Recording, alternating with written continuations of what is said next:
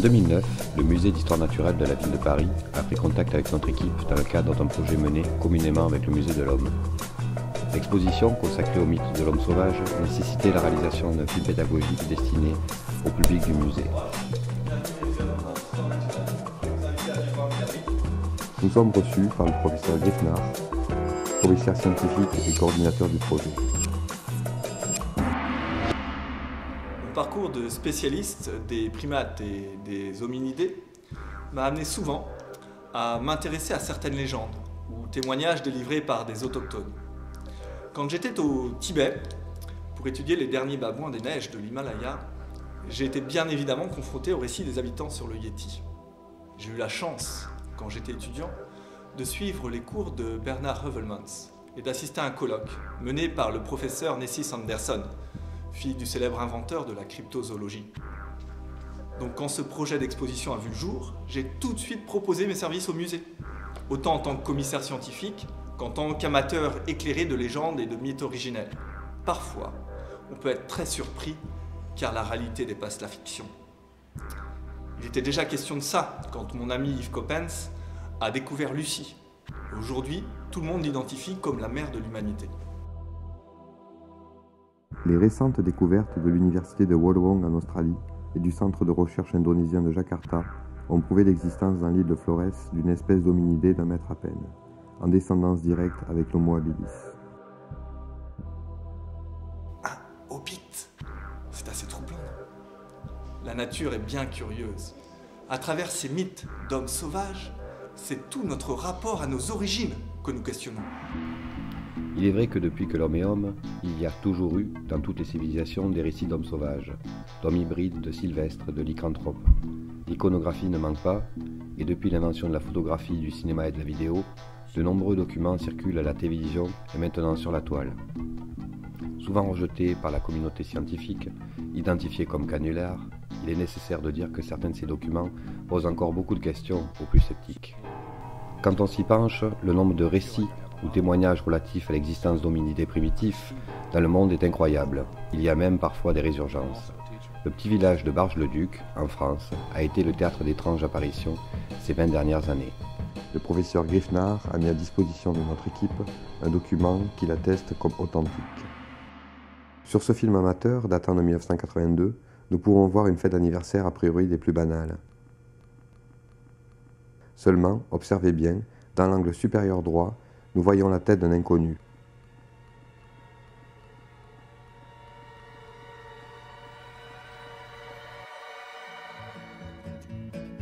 La petite commune de Barge-le-Duc est un village tranquille de 1603 habitants. Accroché au flanc des Cévennes, la ruralité y est encore bien présente.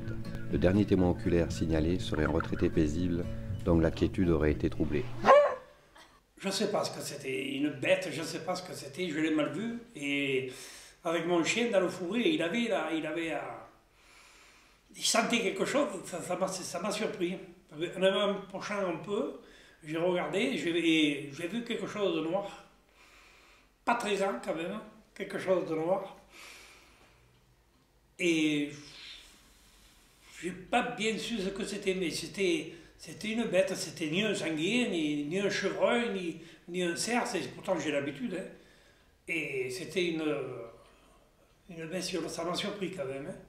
Et puis, je suis reparti, et au bout d'une heure, en retournant à la maison, bien sûr, vers les villas, là-bas, je l'ai vu rapprocher encore. Je l'ai vu, cette bête. Mais là, je l'ai bien vu. Alors, c'était petit, il y avait des longs poils. C'était quand même assez impressionnant, quand même. Et puis, il y avait le chien. Et le chien, j'ai eu peur qu'il s'attaque au chien. Alors, j'ai fait du bruit. Et puis, je commençais à paniquer pour pas qu'il s'attaque au chien, pour prendre le fusil.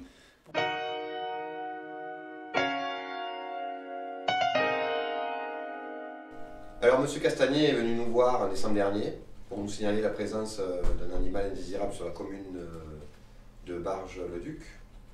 Bon, au départ, on a enregistré les mains courantes, mais après, il a bien fallu constater qu'il y avait bien quelque chose, ou en tout cas quelqu'un qui s'attaquait aux poubelles. On a bien trouvé des empreintes dans la forêt, étranges, mais rien ni personne. Donc on a fait quelques investigations qui n'ont rien donné depuis. Bon, ça s'est calmé pendant un temps, mais dernièrement, c'est reparti. Voilà. Donc on a demandé au garde forestier d'être vigilant lui aussi, mais bon, pour l'instant, il n'a rien vu. Bien, moi je suis garde forestier à Bar-le-Duc depuis des années. Ça fait des années que je suis dans les chemins, dans les forêts. Et aujourd'hui, on est dans une région où il y a beaucoup de sangliers. Et à mon avis à moi, je pense que c'est des gros sangliers, les gens ils ont peur et ils se disent que c'est n'importe quoi. Mais vous pouvez me croire, à mon avis c'est un gros sanglier, il ne faut pas aller chercher plus loin et que les gens il faut qu'ils se calment un peu. Voilà. Détenant des informations intéressantes, plus précises que les témoignages dont nous disposions auparavant. Nous décidons d'explorer les lieux indiqués par Maurice.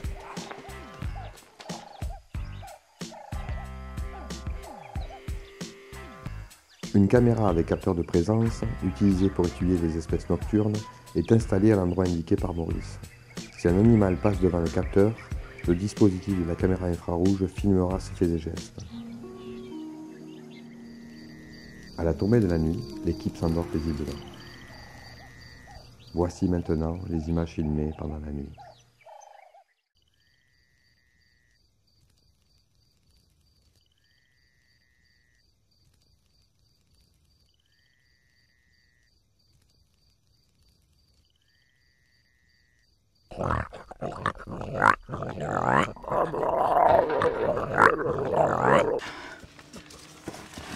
Jack, j'ai cru voir quelque chose. Viens vite, vite. Attends. Merde. Là-bas, j'ai vu là-bas. Viens. Putain, il est où? Ouais, c'est bon. J'essaie de le trouver là. Les buts de mes yeux.